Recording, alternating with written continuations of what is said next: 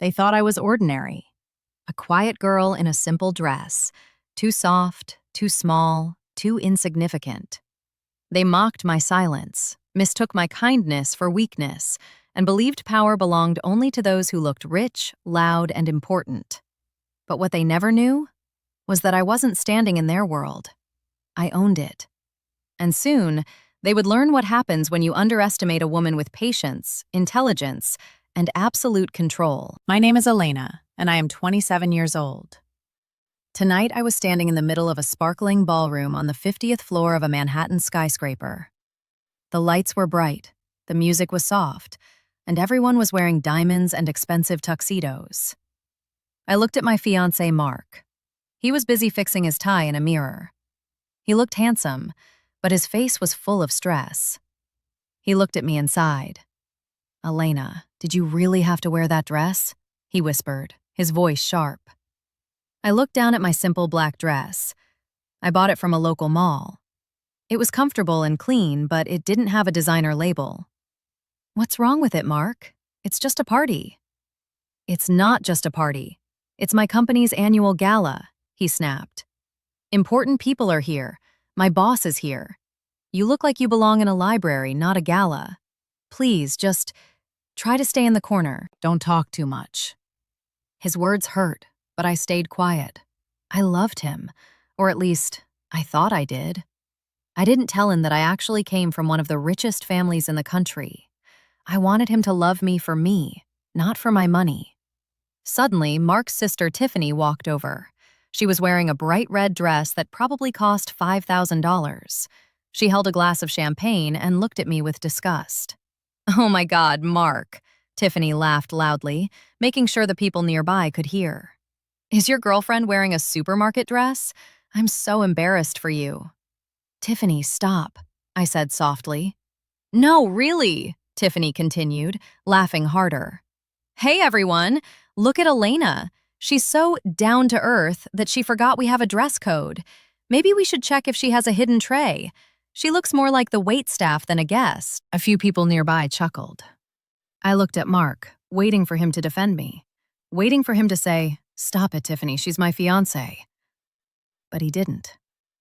Instead, he looked at the floor, his face red with shame. "She's right, Elena," he muttered. "You should have put in more effort.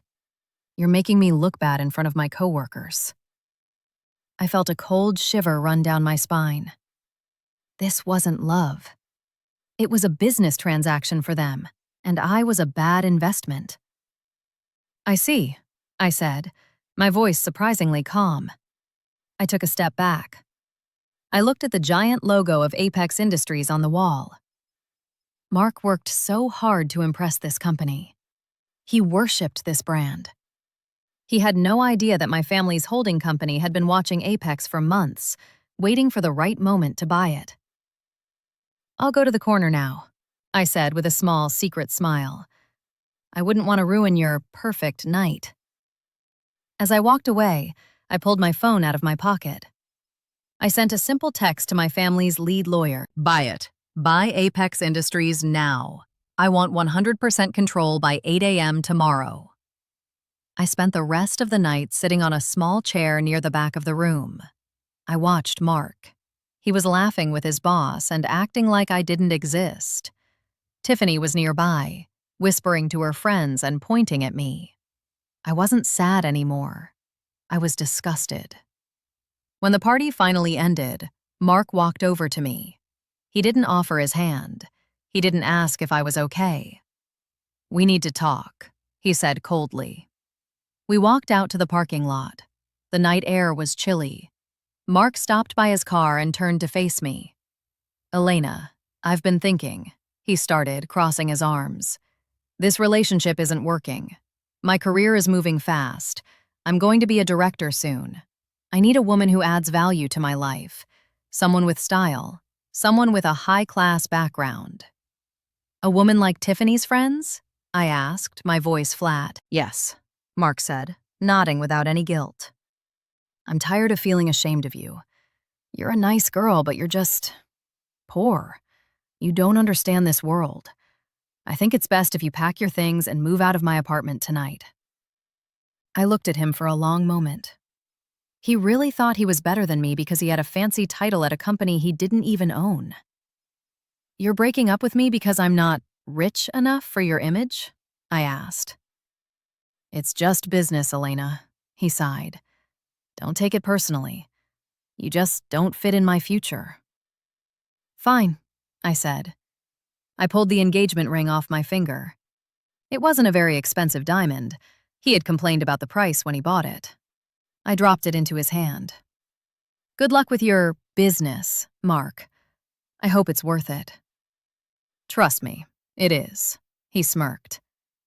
He got into his car and drove away, leaving me standing alone in the dark. I watched his taillights disappear. Then, my phone vibrated. It was a message from my lawyer. "It's done, Ms. Vance. You now own 100% of Apex Industries. The paperwork is ready for your signature. See you at the office at 9 a.m. I walked toward the street and signaled for a black SUV that was waiting at the corner. My private driver stepped out and opened the door for me. "Where to, Ms. Vance?" he asked respectfully. "To the penthouse," I said, looking at the city skyline. "And call my stylist. I need a power suit for tomorrow morning. I have a very important meeting at my new company." The next morning, at 9 a.m., the lobby of Apex Industries was in total chaos. Employees were whispering in small groups, and the executives were running around with worried faces. The news had leaked. A mysterious private buyer had purchased the entire company overnight. No one knew who the new boss was. I stepped out of my car and walked toward the glass doors. I wasn't wearing the simple mall dress anymore. I was wearing a tailored navy blue power suit, high heels, and dark sunglasses. My hair was pulled back perfectly. I looked every bit like the billionaire I was. As I entered the lobby, I saw Mark and Tiffany standing near the elevators. Mark was sweating, adjusting his tie every 2 seconds.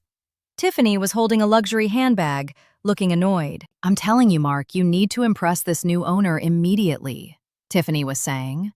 "If you get a promotion today, we can finally buy that summer house." Mark looked up and saw me. His eyes widened, but not in a good way. He didn't recognize my expensive clothes. He only saw my face. He marched over to me, looking furious. "Elena, what are you doing here?" he yelled. "I told you to move out. You can't follow me to my job. This is a restricted area for high-level employees and owners only." "I'm just here for a meeting, Mark," I said calmly, looking at my watch. Tiffany stepped forward, laughing. "A meeting? For what? Are you applying to be a janitor? Look at you, trying to act rich in that suit. You probably rented it with your last paycheck. Security!" 2 security guards walked over. Mark pointed at me. "Get this woman out of here. She's a crazy ex-girlfriend trying to cause a scene." The security guards looked at me, then they looked at each other. They didn't move an inch toward me. Instead, they both bowed their heads slightly. "Good morning, Ms. Vance," the head guard said. "The board is waiting for you in the conference room." Mark's jaw dropped. "Ms. Vance? What are you talking about? Her name is Elena. She's nobody." I pulled my sunglasses down and looked Mark straight in the eyes. The coldness in my gaze made him flinch. "Actually, Mark, I'm the nobody who just bought your life," I said. The elevator doors opened. The CEO of the company, Mr. Henderson, ran out toward me, looking terrified. He ignored Mark completely and grabbed my hand. "Miss Vance, thank God you're here," Mr. Henderson said loudly. "Everyone, listen up. I would like to introduce the new chairperson of Apex Industries. This is Elena Vance.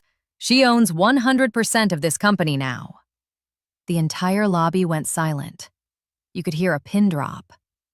Mark looked like he was about to faint, and Tiffany's expensive handbag slipped from her hand and hit the floor with a loud thud. Mark's face went from pale to ghostly white. He tried to speak, but only a small, choking sound came out of his throat. Tiffany looked like she had seen a ghost. "Elena?" Mark finally gasped, his voice trembling. There must be a mistake. You're the girl who lived in that tiny apartment. You're the girl I had to pay for at dinner." I walked slowly toward him, the sound of my heels clicking on the marble floor like a ticking clock. I let you pay for dinner because I wanted to see if you were generous, Mark. I lived in that apartment because I wanted to see if you loved me from my heart, not my bank account. You failed both tests. I turned to Mr. Henderson, the CEO. Mr. Henderson, I want a full staff meeting in the boardroom. Now. Of course, Ms. Vance. Henderson hurried to open the door for me. Mark and Tiffany followed us like lost puppies, stumbling as they entered the grand boardroom. I sat at the head of the long mahogany table, the seat of power. Mark stood at the other end, looking small and pathetic. So, I said, leaning back in my chair. Mark, you told me last night that I didn't fit in your future. You said you needed a woman with a high-class background to help your career. Tiffany tried to step in, her voice shaking. Elena, Miss Vance, we didn't know. It was just a joke. I always thought you were charming. A joke? I looked at her. You called me waitstaff in front of the entire city's elite. You told your brother to throw me out like trash. I looked at Mark. And you stood there and watched. You were ashamed of me. I was wrong, Mark cried out. He actually took a step forward and tried to reach for my hand. Elena, baby, I was stressed. I love you. Let's go back to how things were. We can get married next week. I'll give you the biggest wedding. Stop, I said, and the room went freezing cold. I don't marry men who view women as career trophies. You wanted a boss who understands your standard? Well, now you have one.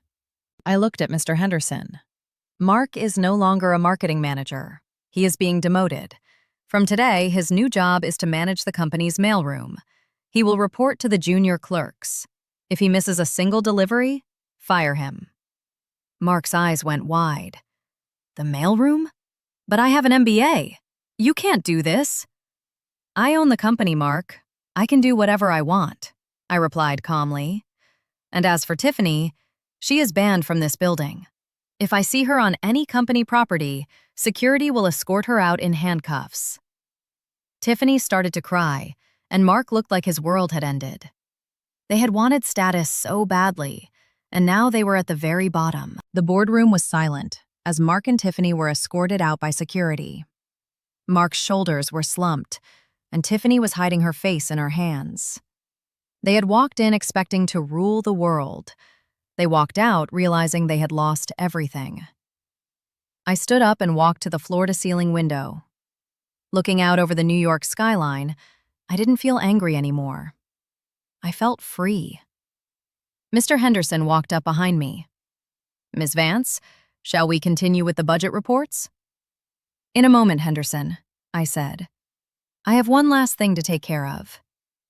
I went down to the lobby one last time. Mark was standing by the entrance, holding a cardboard box with his personal items. He looked desperate. When he saw me, he rushed over. Elena, please, he begged. Don't do this. I can't work in a mailroom. Everyone will laugh at me. Just give me one more chance. I'll show you how much I care. I stopped and looked at him. For the first time, I didn't see the man I used to love. I saw a man who only cared about himself. Mark, you're still not getting it, I said softly. You don't care about me. You care about this building, the title, and the money. If I had actually been poor, you would have never looked back at me after last night. I leaned in closer. Real class isn't about the price of your dress or the title on your business card. It's about how you treat people when you think they can do nothing for you. I signaled for my driver. As I walked toward the exit, Mark shouted, I'll make it up to you. I promise. I didn't turn around. I simply waved my hand and said, Don't be late for your shift in the mailroom, Mark. I hear there's a lot of heavy lifting today. I stepped into my SUV and felt the weight of the past year lift off my shoulders. I had spent so much time hiding who I was, afraid that people would only want me for my wealth. But now, I realized that the truth was my greatest power. By 6 p.m., I was back in my penthouse, sitting on the balcony with a cup of tea. My phone buzzed with a notification. It was a photo from a coworker at the office. It showed Mark, sweating in his expensive suit, carrying a giant stack of envelopes and being told what to do by a 19-year-old intern. I smiled and deleted the message. I didn't need to look back anymore. My name is Elena Vance. I am 27 years old, the owner of a billion-dollar empire, and for the first time in my life, I am exactly where I belong.